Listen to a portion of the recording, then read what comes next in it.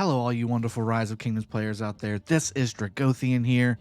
Today we're going to do another battle card series between Xiang Yu, or XY, as a lot of people call him, and William. These are two really popular cavalry commanders in Rise of Kingdoms. Xiang Yu's a little newer than William, so William's a little bit of the old school, although he's fairly new too, let's be honest.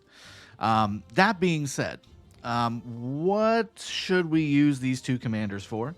I think the battle card series here is designed to help you understand where to use these two commanders the most effectively, understand their roles, and we'll talk about both of these guys because honestly, at the end of this battle card, I'm going to say that both of these commanders should be in your repertoire. So let's be honest here, but I want to break these two down and show you one has a little bit more specific flavor than the other. There's some benefits to both, obviously, that are both shared, but I want to make sure that you guys understand how to use these guys the most effectively. How can you use them maxed out or not maxed out, things like that. So let's go ahead and jump in. And what we're going to do is, again, we're going to reveal each line as we go down and uncover and give the check mark to either side here on who exactly wins against each other on these particular 5 subjects: damage, survivability, best for free to play, rally, and open field. Okay? All right, so let's do this. Who does more damage? Who does more damage? Or who does really good damage, I guess I should say. And the answer is both. So, and again, these guys are so close together. Whenever I was breaking these guys down, it was really difficult to really separate their abilities because both of them have an AoE decent sized nuke. Both of them have some kind of extra damage on top of what they already do. One has a skill damage enhancement while the other one has debuffs that make your damage even bigger. I mean, it's hard to say that either one would be the most damaging. I think if I had to put my, check to the fire here, it would be Xiang Yu just because of his rage requirements and rage requirement deductions, I should say. But the actual damage being pumped out is relatively the same, in my opinion, because you've got the main AoE from William plus the hidden bloodlines functionality as well, on top of all of that, plus the extra, there's a one-time damage factor skill as well that will also do it for you too. So there's a lot of stuff going on there. A lot of damage being pumped out from both commanders. You won't go wrong with either one. If you just want damage, pick one and go to town. Now, survivability is another story altogether. Survivability is won by William. Now, why does William win the survivability contest? Well, he's got a damage buff. He also has an AoE damage buff. So not only is he possibly going to buff himself, but he's going to buff other armies in your alliance around you with that same defense debuff if he's surrounded or if he's hitting multiple targets. Okay. Now, there's mechanics between both of these commanders that actually make Xiang Yu William a very good pair, or even William Xiang Yu, although you do lose some of the rage reduction stuff, but still a very good pair.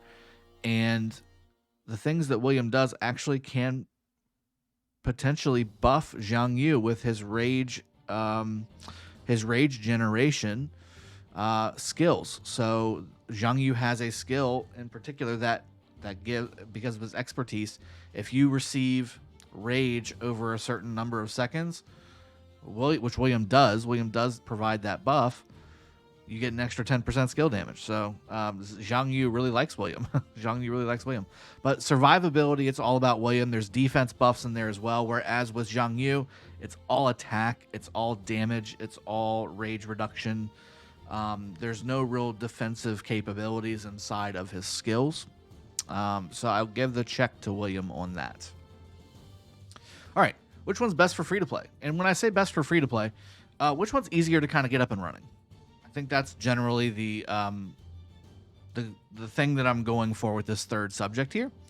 So best for free to play is also going to be William. You can get William to 5551 and have him about 90% effective. He's not going to give the defense buff as much as possible there. He's not going to have as much things going on, but he does the damage. He does all the different defense buffs. He does everything. It's just not as good. So William at 5551 is about 90% effective. Xiang Yu, on the other hand, you can do a 5.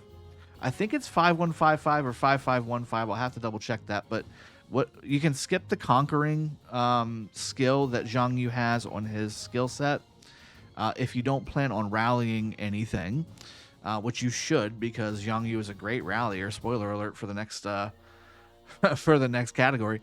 But Xiang Yu really can be used in open field or rally. I mean, he does both very well. So what I want to do is really just kind of emphasize that William is easier because you don't have to hope that you don't hit on an earlier skill to get it. Whereas with William, you can use the skill lock system or just level them up as you do the skills and go 5551 and be just fine with William. In fact, on my alt account in 307, that's what I've got, a 5551 Saladin with a 5551 William, and they do brilliantly. They do absolutely fantastic.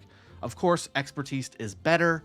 It's going to give you that little extra, but it's not, if you're free to play and you want to find a legendary that's going to be super impactful for you and not have to cost you an arm and a leg, William is really going to be one of your top ones to do it for. Xiang Yu, however, really should be maxed. He has 20% skill damage just sitting in his expertise waiting to be unlocked, alongside of all the other things that make him really good for what he's made for specifically. And we're going to go ahead and reduce my size. I'm shrinking. Oh my goodness, I'm shrinking. I'm going to reduce my size because I need to show you other things that I would otherwise be blocking. So first off, here we have the rally category. And I think, as I drag this down, Xiang Yu is really the meta rally right now. Xiang Yu Chandra specifically, although Xiang Yu William does work, it's not quite as effective as Chandra, but can work effectively between the rallying. But again, Xiang Yu is the key component here. Chandra William did not break Xeno YSS. Xiang Yu Chandra broke YSS and Xeno. So that's what really Xiang Yu's main focus should be, especially if you're first unlocking it during a Kingdom MGE or something like that. You really want to get your main ralliers, getting Xiang Yu, getting Chandra, and maxing those commanders out, getting good gear on them from Heroic Anthem, like the Dagger, like the Vengeance, like the Horn, etc., the Ring, all that good stuff. You want to get all those things lined up for yourself.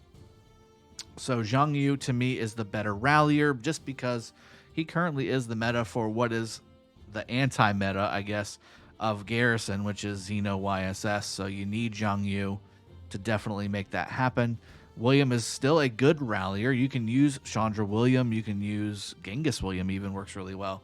But again, not the meta, not what is taking out the current Garrison meta. So I'm going to give the check mark to Xiang Yu. And then finally, let's go to the open field here. And we're going to give them, again, both a check mark. Both of these commanders do brilliantly. And again, together or separate, perfectly fine. You can do Xiang Yu Chandra, or you can do Chandra William, or you can do Xiang Yu Saladin, or you can do Saladin William, or you can combine these guys in so many different ways. You can even throw William in the mix, or Minna in the mix here. You can throw really any Cav commander would work with any of these two commanders because of how good and versatile they are. And again, I think obviously Xiang Yu, you're going to get targeted pretty quickly because of the AoE defense debuff that Xiang Yu provides. That's why I really ticked Xiang Yu for being a really good open field commander. You're just pumping out debuffs, right? 20 or 30% defense debuff AoE. Who doesn't want that on the field, right? And then with William, you're stripping skill damage debuff, or stripping skill damage buffs. You're also providing AoE debuff or AoE defense buffs to your allies and yourself. I mean, you can't go wrong with that kind of thing.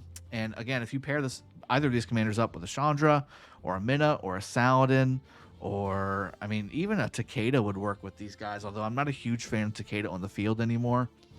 There's just so much to be done that Takeda seems like you're taking away too much from the field with Takeda being on the field, I guess, is what I'm going for. Although he does still have his uses.